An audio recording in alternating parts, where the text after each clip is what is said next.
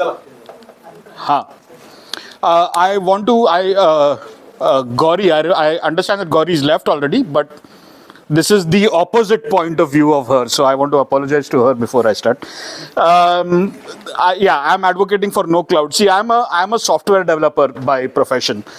And, you know, once you've seen how the sausage is made, you know, you don't want to eat in that kitchen from that kitchen again. So anyway, my whole stick is that I want to make sure that none of my data is ever leaving my network. Like, it should not leave my network. I do not trust. I don't care who is the big celebrity who is behind your company. I don't care, right? It is not leaving my network. That is my take. whether it is Jeff Bezos in his yachts, or whether it is we are in the Microsoft office, so I'll keep that a little low. The data is not leaving the network, all right? That's how I'm approaching this. Yeah, I like I said, I'm mainly a software guy, but that's my Twitter. It is dead. There's no point talking about that. So I'm starting with this starting point is that the current state of products that you can buy in the market for home automation specifically are not good enough. They are subpar, and you should not use them because they are taking your data and they are feeding the monsters who are running in the clouds, and you never know what they are going to belch out of their tummies, right? So you do not want to use the current breed of products. All right, let's start with this. For example, they require you to sign in to use your product. All right, this is a light bulb, right? Why do you need to log in to use a light bulb? All right, of course you need to log in because the connectivity is through the cloud, right? If you think about it, the connectivity is through the cloud. They can't just let anyone log in. So the connectivity, because of that, a login is required. But now you have to ask the question, why is the cloud there? I want to turn the light bulb to baju mein, right? Like, why do I have to go to the cloud to a server somewhere in the US to be able to turn on my light bulb, right? And this data that is flowing through, what are you doing with that data, right? That's important to know as well. Now you know that I am at home, right? That's a very private piece of information that you have gathered about me. Why should I share that with you? Who are you to have, like, why should I be giving that kind of information to you? You have made me sign one EULA, you know, which is like lawyer speak. I don't understand what that means, right? Like, how am I going to trust whether you are doing the right thing with my data? Even if I trust it today, tomorrow you might change your EULA, right? You might change your license agreement. Then what happens, right? Am I stuck with the product that I have? I cannot proceed until I click on I agree, right? How do we like come out of this situation? This is Samsung. If you want to watch TV, of course, you know, you have to log in. Again, air quality, the air is local to me. Why do I need to log into a cloud to be able to monitor my air quality? It simply makes no sense.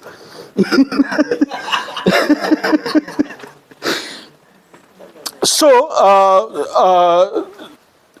now, if you agree with me that, you know, being local is preferable, I'll just sort of state a couple of reasons why being local is better, right? So, for example, speed is definitely one that comes to mind. When I turn on a light bulb, like a switch, it turns on at the speed of light, literally at the speed of light, right? That's the speed, the fastest speed at which information can travel is literally the electrons flying through the copper wire into your light bulb, essentially, right? It is the speed of light. We cannot get to the speed of light, of course, because of the limitations of, you know, various forms of technology we use. But at least can we aim for single-digit millisecond latency, right? So now here the first, I mean, it does not matter. It's a bunch of stuff. But like I'm getting under 5 seconds of time to a server within my network. Whereas over here, I'm pinging, you know, the Google DNS server. I'm getting more than 10 seconds of time. And this is just ping, right? So if you know anything about how like what we colloquially call speed is technically broken down into two parts, right? One is latency and the other is bandwidth. Here we are only testing latency, and the latency is already like twice that of something within my network. And then there is bandwidth, which is dependent on, several factors, what plan you have, how much data are you downloading, all of those kind of things.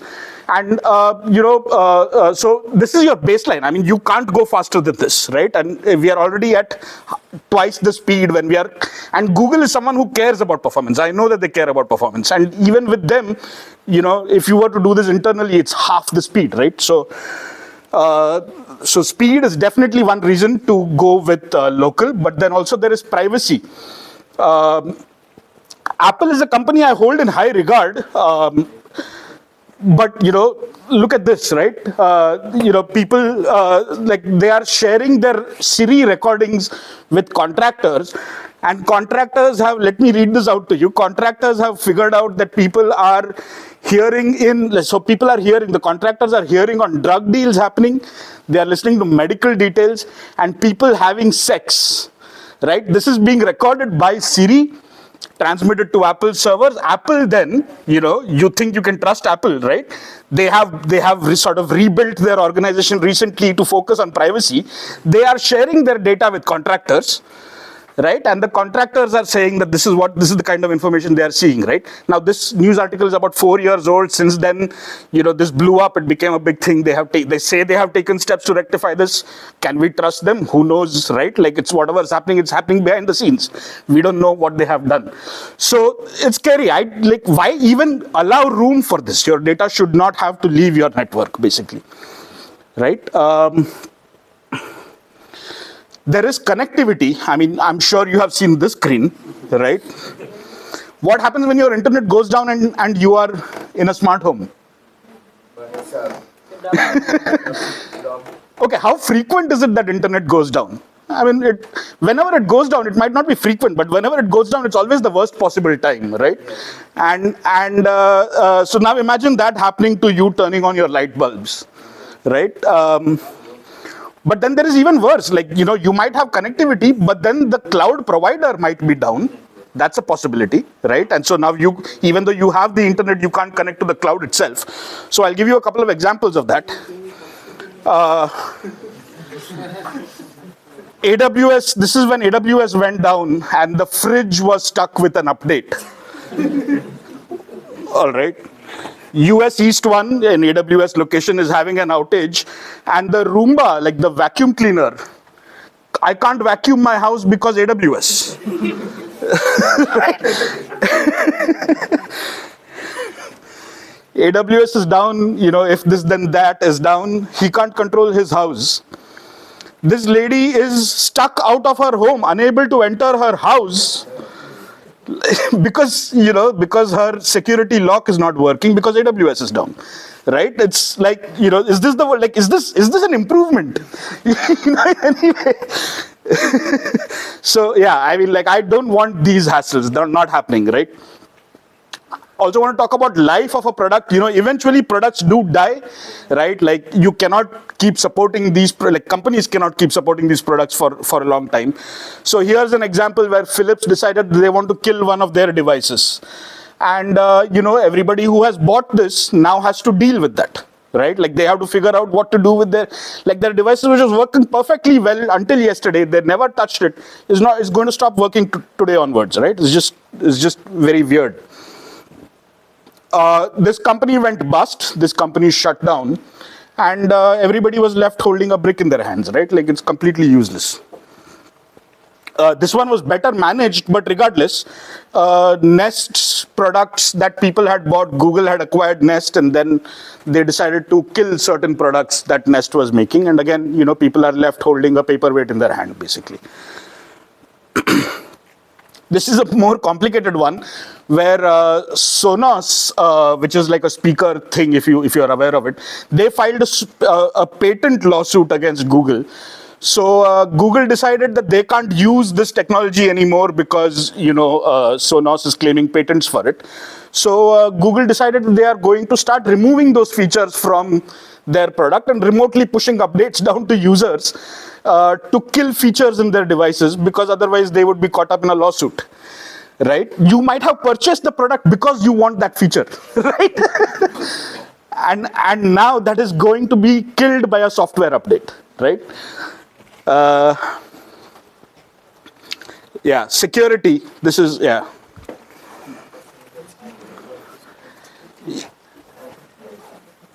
You know, like what, like your security surface, right, is just, why are you taking these devices? These are by design cheap, you know, low end devices. Like you cannot do, for example, to do SSL on such a device, you need to store, the way SSL works, you need to have a copy of all of the certificates locally. This copy of certificates can come up to something like 15 megs, 15 MB in size of all the certificates, right?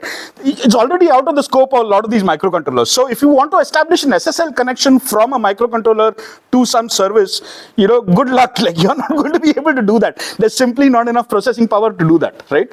And so, you know, now your security surface is just massive. All of these little devices you have bought inside your house are now, you know, possible to hack. And, you know, why do you want to even give that, like, expose that as a possibility, right? This is home security cameras. A lot of people are seeming to find interest in doing this these days. I don't know why, but you know, of course, hackers found out and they started talking to people remotely. You know, so you are at home and suddenly your camera starts talking to you, saying, "Hey, I know who you are and your name is so and so," because they can say whom you are logged in as. So I know that your name is so and so, and you know, this lady. It's a video. I mean, I'm not showing it here, but she's freaking out. Like this is in a daycare center, and these hackers are looking at the kids there, and she's talking to this lady, and she's just freaking out, obviously, right? Like, where is this voice coming from all of a sudden? Right? It's insane. So this sums it up. Like, I think this sums up very well. I'll give you a moment to read it.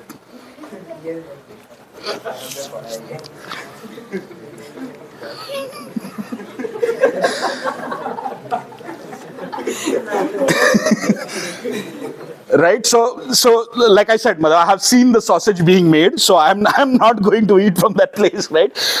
This is my stance generally now when it comes to tech, is avoid it like the plague, because people do stuff that is, you know, they don't understand what they are doing. I don't know who this Pranay is, but I want to shake his hand when we meet.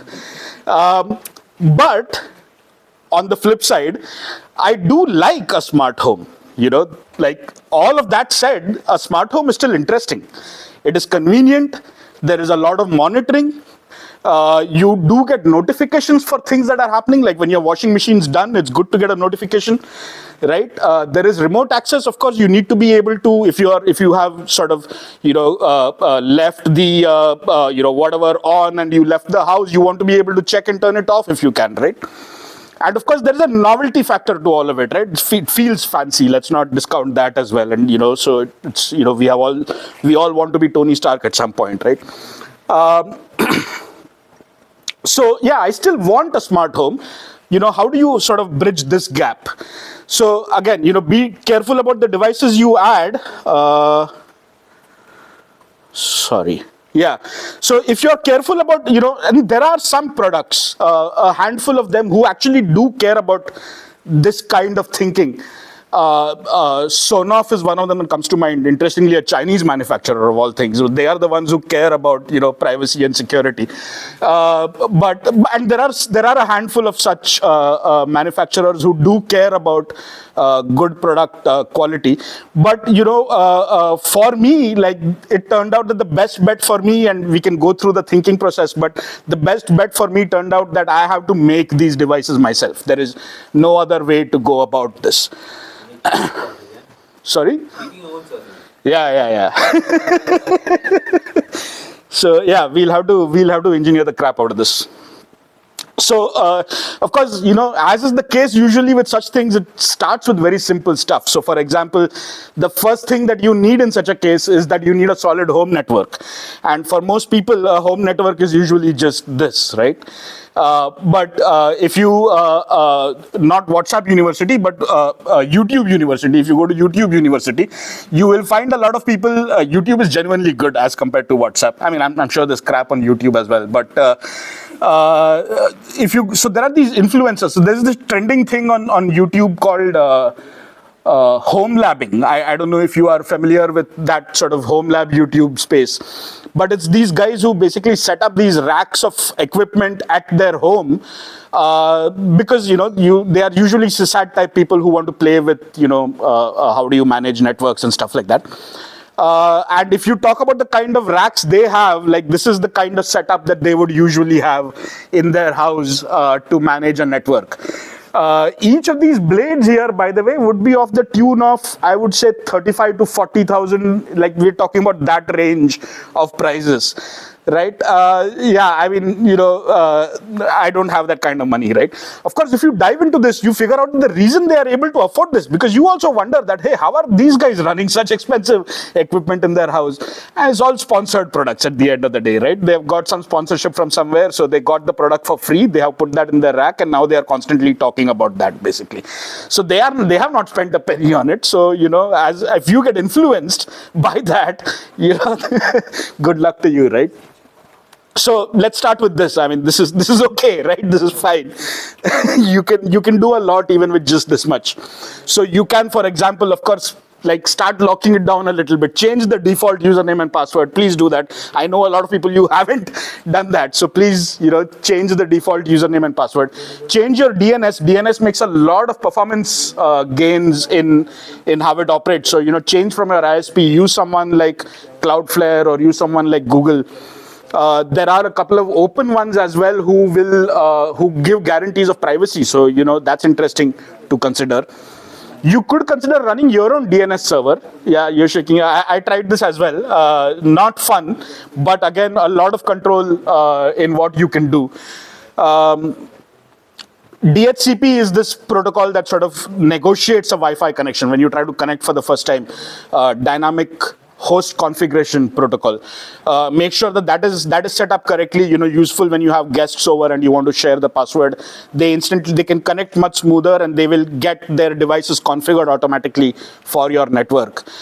MDNS, again, one of those protocols that is not used, especially in cloud environments and stuff like that, but is great for using locally. There's this thing called multicast DNS, where you can identify different devices within your network without using a DNS server, by each one multicasting their own DNS address to each other.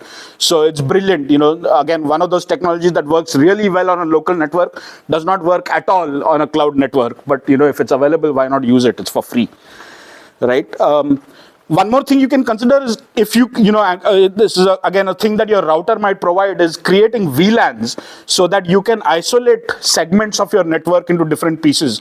So you can take all of your IoT devices, for example, and put them on a separate network and ensure that network does not have access to the internet, right? So now there is no chance that they can communicate with the internet, and that way you are ensuring that your data is lying locally. Right. Also, one thing to be aware is that your routers are, at the end of the day, just a Linux machine. It's not much more fancy than that. So you might be able to flash different software. I think somebody Thomas had mentioned a little earlier that DDWRT or OpenWRT, it's softwares like that can be flashed. You can look up whether your device is supported or not. And if you do that, then you get a lot more capabilities in terms of network management on your regular standard routers.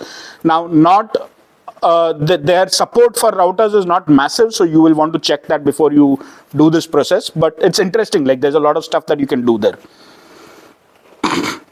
All right, so up from the network, now we need to have our own sort of equivalent of the cloud server, right? And that this is a real life photograph. No, this is not. These are made to look good for photo. If anyone here has been to a real server room, a proper data center, you have? Awesome. Oh, you have. Awesome. You know how it is. It can get pretty messy. It never looks like this. These are just good for photographs. So yeah, we don't need this, right? This is my server. It's a Raspberry Pi that was lying in my drawer for a couple of years, which I pulled out, and I did this very interesting sort of hack where I sort of don't use a micro SD card anymore. Got rid of that, and I instead boot directly from an SD card, from a SSD, so that I don't rely on the write cycles of a micro SD. This is it's running. It's rock solid. It's running very stably. Now on this, of course, there's the Raspberry Pi OS, the bare bones OS itself, and then I run Docker on top of that. And then inside of this Docker, I've got like a container for Home Assistant. Anyone here familiar with Home Assistant? The open source. Yeah. That's it. One person. Nobody else has heard of Home Assistant. Wow. Okay. I live in a bubble then.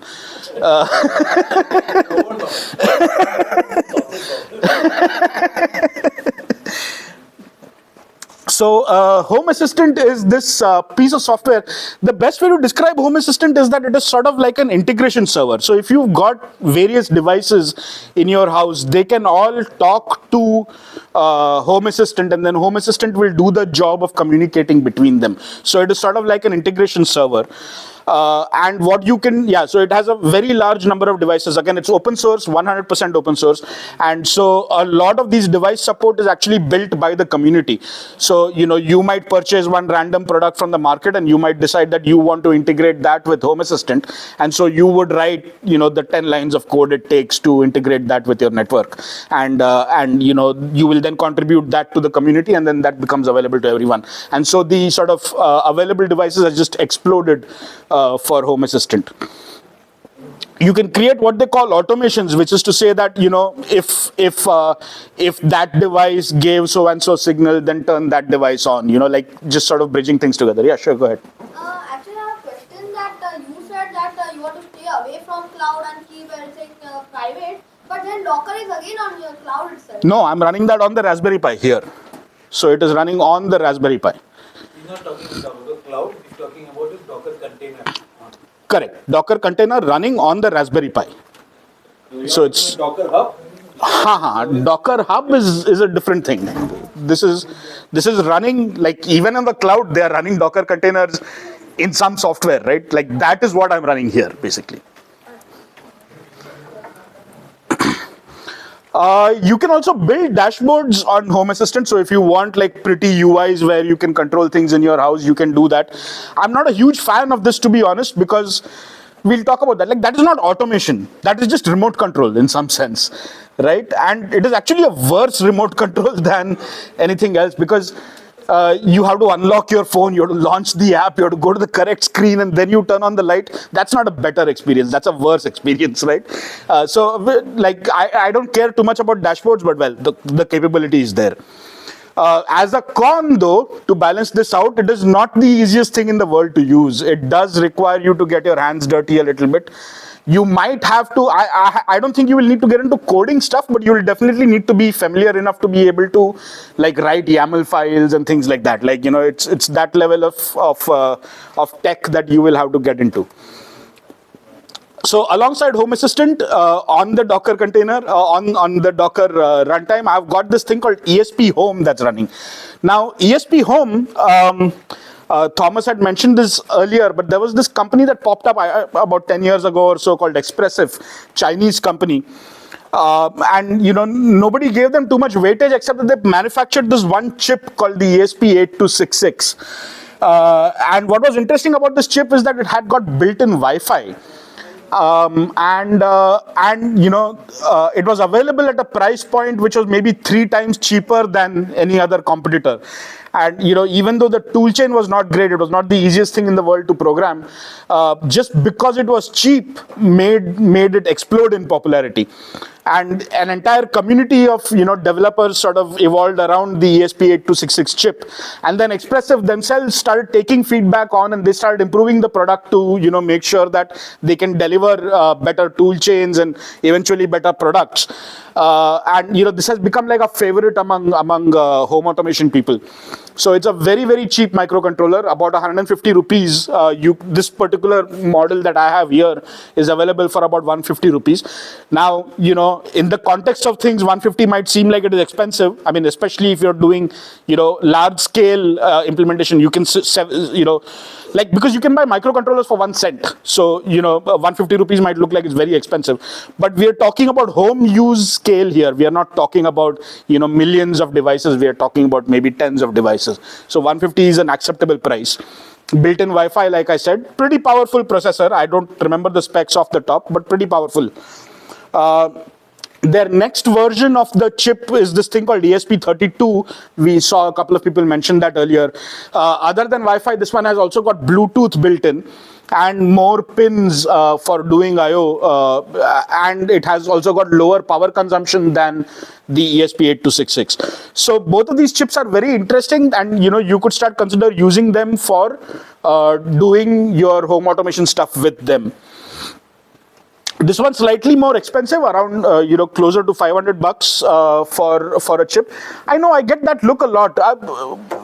Have you been able to get this for cheaper? I just moved to Pico because that's available for 300.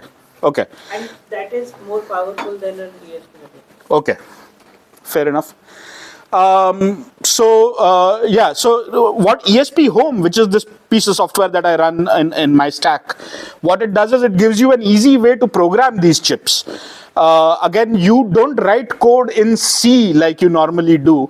What instead you do is that you specify all of your peripherals in one YAML file, and then it will then automatically generate the firmware which is the most appropriate to run on your device.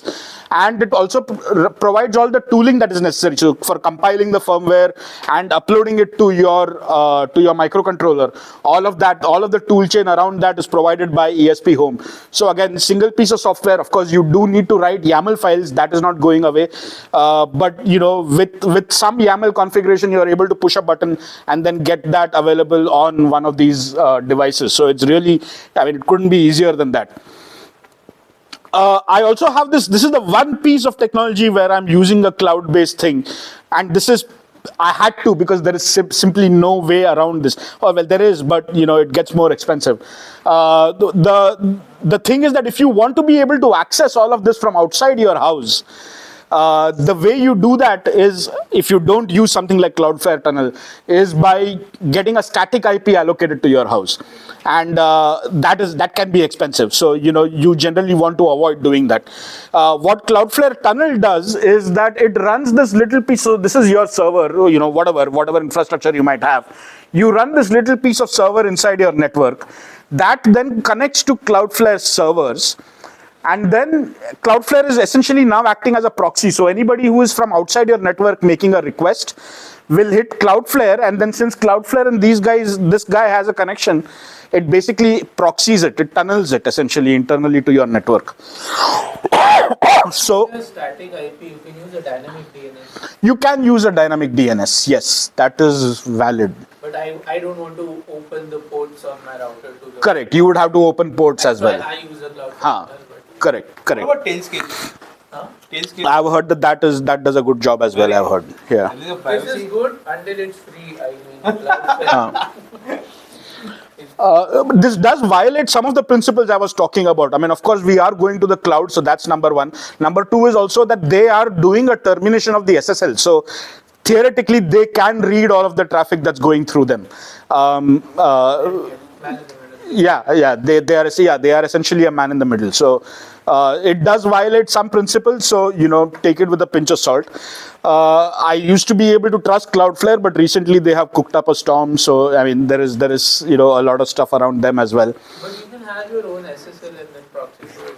So on all your clients. Correct, but Cloudflare will regardless terminate the SSL at their end. So the connection from the outside network is always just to Cloudflare, and the SSL terminates there.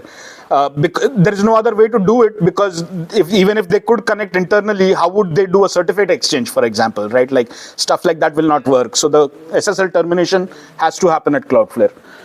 So I can understand why they are doing it, but If you create a SSH tunnel within the Cloudflare tunnel, then you are actually. Oh yeah, that is valid. Yeah, but you want to be able to access this from a browser, let us say, right? Like you don't want to go to a terminal to be able to do this. Two other small pieces that I have. One is called Duplicati, which sort of manages backups and stuff like that. Generally when you are going to be using a cloud, you would trust that they would take care of that kind of stuff. Here, of course, you have to do it yourself. I'm using this piece of software called Duplicati, which takes care of doing backups and restores in case of failure. It's very interesting. Again, now you would think that backup, that is another world in itself, and you have to have at least 3 copies of the backup. You must have heard of those kind of stories. What I do is that I don't use my Google account very heavily. So Google provides free storage, which I don't use at all. So I have used that as my location for backups. And so every night, this piece of software wakes up, it takes all of my data, encrypts it so that Google is not actually able to see the copy of the data. It encrypts it and then stores it on Google. So even though I'm using the cloud here, like I'm trusting that they are not going to be able to see my data. It is completely encrypted, right? And then there is Portainer, which is a small piece of tool to administer all of your Docker stuff. So, that's another piece of software to manage everything. ESP Home on a server, you could just run it on your laptop, say. Yeah, I could, I guess. Yeah, I could. That should work. I just prefer doing it on the server. It just becomes one place to run everything, basically. Sorry, what is the question? ESP Home could theoretically run on the laptop. It does not have to be, because it does not have like a server component that needs to be live at all times. You're exposing one more service on your server. Yeah. Increasing your Yeah. That's a good point, actually. I could consider that. So, with this stack, you now have the equivalent of a cloud server, but it's all running locally and it's all free and, privacy aware, taking care of encryption, taking care of data being local, all of that kind of stuff, right? And all of this running on that, like that cheap little Raspberry Pi. It's not that cheap, actually. You get pretty powerful computers for about the same price these days. So it's not the cheapest thing in the world, but it's cheaper than most other things. So yeah, Raspberry Pis are pretty powerful. Now I am pushing it to the limit with, this is quite a lot of stuff to run on a Raspberry Pi. So I am pushing it to the limit, but it's mostly stable and it works fine, right? Now the next level up, so that's like the software stack. The next level up towards home automation is a switchboard, and how do you automate stuff around that? So this is like your typical switchboard in everyone's house, right? This is interesting because it is one single place, of course, one in every room maybe, or maybe two in every room, but like a few number of places from which you can control everything inside your house. So I started getting attracted towards options like solutions that might be using this to do automation. And at least in web development, like in front-end web development, there's this idea of what is known as progressive enhancement, which is to say that you start by building the most minimal piece of functionality that can get the job done, and then you progressively add, feature after feature or tech after tech on top of that, without removing that basic thing that is working at the bottom. So in this case, like a switchboard has at least got this one advantage that I can press a button and my light switch and my light bulb will behave, right? Like that advantage, I don't want to lose that, right? Like I don't want to have some cloud or some like network or whatever coming in the picture and breaking that basic ability, right? Like that has to work. So how do you sort of layer on top of that was one of the thoughts that I had.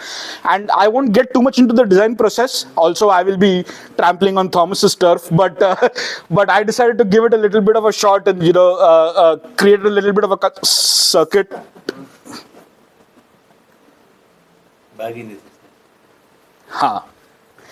So I created a little bit of a circuit. In this case, I have used JLC PCB Easy EDA, I believe was the one that I used. Yeah, this is the PCB layout, which I sent off to a manufacturing company in China. Around this time is where Augustine got in touch with me saying, "Do you want to give this talk?" And I said, "No, my devices are not ready yet." He was like, "No, even if you fail, we want to talk about it."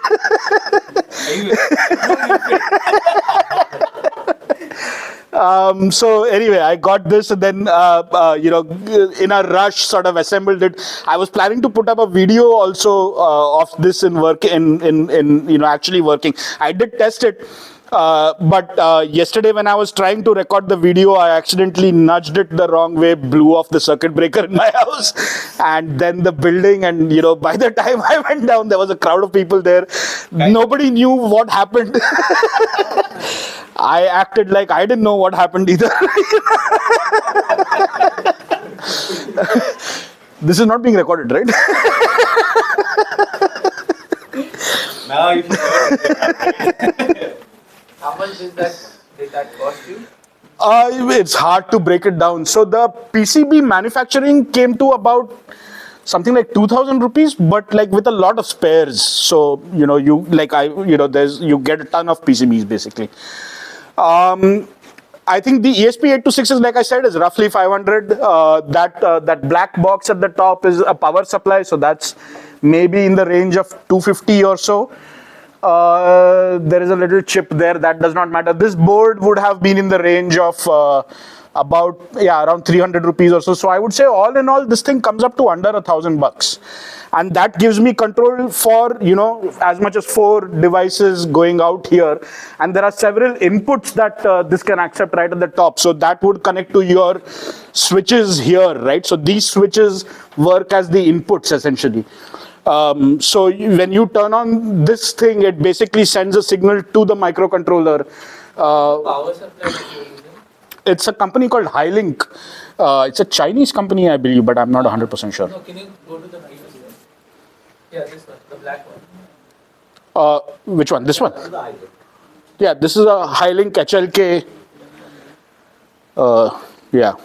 Is it efficient in that form? This is the power supply here, basically. Is it efficient in that form factor? Like, Yeah, it's a switch mode thing, so it will be fairly efficient in the 70-80% range. Make no sense to make your own. Yeah. but then it is that cheap, the switch mode power supply is this form? It's about 250 rupees, so it's not that cheap. Cheap. Okay. I mean, you get like power adapters for 5 volts at a cheaper price than this, right? So it's pretty expensive. This is just like a relay board, which I just bought off the shelf, basically. Right? Yeah, so this is where I'm at right now. This is just, of course, the foundation. We talked about the network, the stack, and the beginnings of the electronics that has to go into the walls. But, this is, like I said, this is a very complicated way of making the system worse, right? Is because, this is remote control, except it's not a great remote control. It's a worse remote control, right? You need to unlock the phone, launch the app, all of that stuff. The first step towards making things a little better to use would be to integrate with voice assistants. Of course, the common ones you are familiar with would be things like Siri and Alexa. But the question is, again, those guys are using the cloud as well. Can you trust them, right? And so it would be preferable if you can create your own voice assistant. Again, people have done this, several open source projects that are available. So it's a matter of figuring out how to integrate with them. Yeah, but again, this is just a different form of remote control at the end of the day. You are still controlling it by giving it a command using your voice. The next step up from there is where you are able to install sensors within your house that can sort of understand your intent and then turn things on and off based on your intent. Right, so figure out your intent and act automatically, and there are several forms of sensors you can think about. Presence is an especially interesting topic, which I'm not diving into here, but detecting who is in what room in your house is a very interesting thing to think about. So, again, not something I'm getting into here. Yeah, and as is the case with such things, you will generally need to play with them for a little bit, make sure that you're getting things right. Different people in the house will behave differently. They will have, different tastes or different types of behavior, and you want to make sure that you can accommodate all of that. So it's very interesting to have to code all of these. And like I said, this is, something that will keep going on. This is one of those long-term projects that just keeps going on and on and on for years. So yeah, it's a marathon, not a sprint. That's it. That's my talk.